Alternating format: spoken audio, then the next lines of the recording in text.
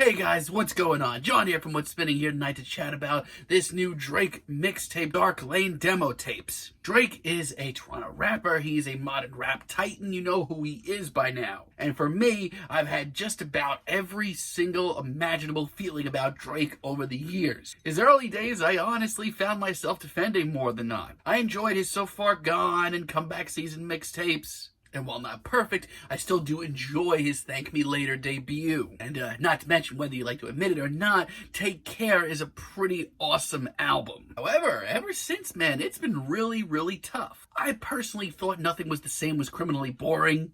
On the other hand, While You're Reading This, It's Too Late was the grisly, aggressive side of Drake that I never even knew he had. So much so, I actually got reinterested in Drake and thought that he had a lot to offer still. But no, not really. Views was hyped so hard, but felt so short. More Life and Scorpion both had decent moments, but both were over an hour and 20 minutes. However, there is a bigger problem with Drake, and it makes these reviews really hard for me. No matter how far he gets from his original sound, goddamn can he still write a good track every once in a while. While I haven't truly enjoyed an album of his in years, you can't deny that tracks like One Dance and Passion Fruit and Nice for What and even Hotline Bling are all fantastic pop rap tunes. As a matter of fact, all 4 of those tracks have landed inside my top 20 singles for the years that they've come out. Boy, oh boy, we have a nice new fresh mixtape or whatever out of nowhere from Drake.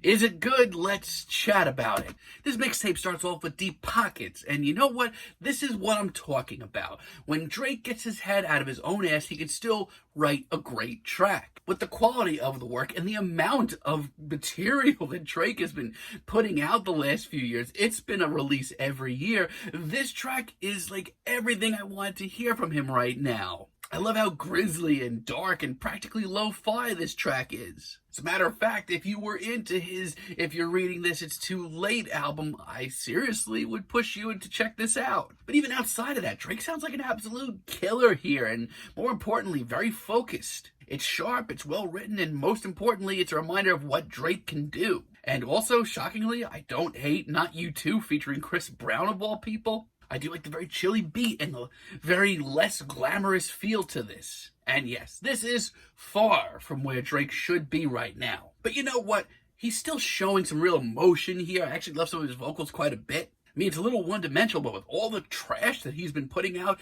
and the amount of garbage on this mixtape, this is certainly one of the lesser evils here. Hell, I even think Chris Brown's feature isn't that bad, and I can't stand the guy. Hell, I don't even think Chris Brown's feature is that bad, and I've literally never, ever enjoyed a Chris Brown album, or track for that matter. I don't mind Landed either. As a matter of fact, I feel like I'll be into this track more than most people. I still pop a little bit deep down when I hear Drake get a little bit grislier, a little bit more focused. This is just that, to be honest. It's dark, it's more aggressive, it's a little more upbeat. If I had to make a slight critique lyrically, this is kind of one-dimensional once again. And there are some really bad lines on here. But once again, in this sea of garbage, this isn't that bad. D4L Freestyle, though, featuring Young Thug and Future, is brilliant. As a matter of fact, it might be the best track here. This is the weird, colorful explosion of a track that I was not expecting to hear. The beat is absolutely wild, and Future and Young Thug are 2 guys that I've never been that high on, but they sound awesome here. It's colorful, it's upbeat, and genuinely very exciting.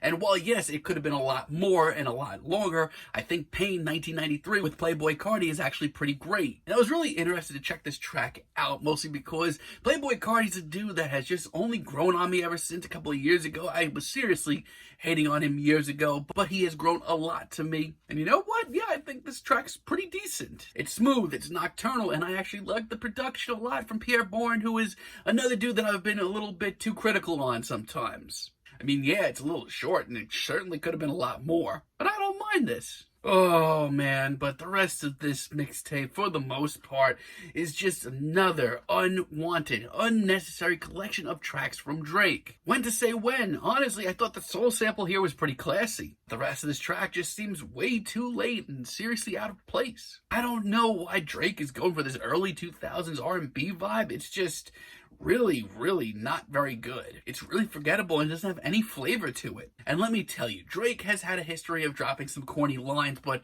this one has some especially bad ones. That line about the weatherman, good lord, that's bad. And let me tell you, Chicago Freestyle isn't that much better. These vocal effects on Giveon's verse here, not really my cup of tea. And Drake's verse here isn't that much better. It's really kind of ironic. For years, he was pointed out as being this overly emotional figure in modern hip-hop. But here, he's literally reaching for any emotion whatsoever and not coming up with anything. This track is so flat. It literally sounds like Drake had 5 extra minutes on his hand and didn't know what to do with it. And you know what? It's sad because there are moments on here, lines here and there, where the more focused Drake comes out, and it gives me the chills a little bit deep down. This just makes me really want to go back to some of his early days. And I'm sorry, I never enjoyed Tootsie Slide. I mean, the honest to God first thought I had about this track weeks ago was that it sounded dated already. This just sounds so out of style, especially in Drake's wheelhouse. Like, you can't listen to this and just realize how far he's gotten from his original sound. This may be built for the clubs, but I can't see that many people getting into it.